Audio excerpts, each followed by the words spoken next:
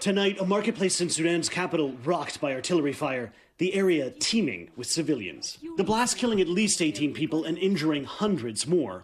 It's the latest round of deadly clashes in Sudan, bringing the death toll of this nearly 2-month-old conflict to at least 700, with over 1 million displaced. And those figures are expected to rise.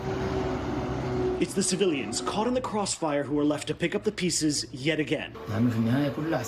This man saying the clashes have destroyed everything, with the public security deteriorating and tourism stagnating. This outbreak of fighting shatters a week-long ceasefire between two warring military groups.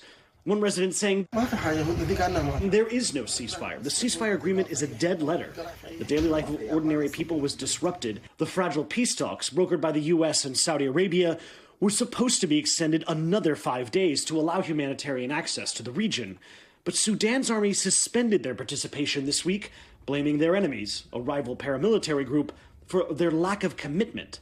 Sudan's army chief saying, we don't want to destroy the country, but will be forced to do so if the enemy doesn't obey or listen to the voice of reason. And just tonight, Saudi Arabia and the U.S. announced they would halt peace talks. The U.S. slapping new sanctions on Sudan in response to the failed negotiations. And now we're seeing actions, again, by both sides in clear violation of the commitments they've made in terms of the ceasefire. The ongoing conflict broke out in April as leaders from the Sudanese army and the rival military group RSF have been locked in a battle for power for weeks.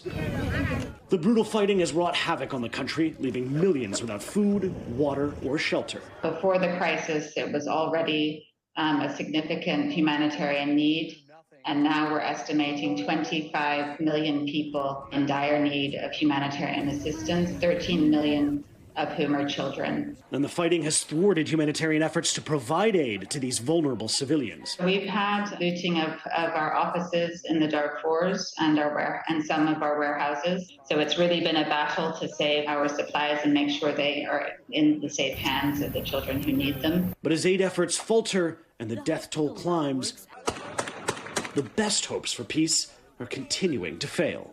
Yeah, Ellison, we're hearing that the fighting and the effects of that are particularly bad in the western Sudanese region of Darfur. Now, you remember hearing a lot about that about 15 years ago. So, of course, that's a very, very isolated region, according to aid workers, and it's already been afflicted by war, including concerns years ago of genocide. Now, that's making it particularly difficult for aid workers to get aid, food, water, and medicine to a population that so desperately needs it.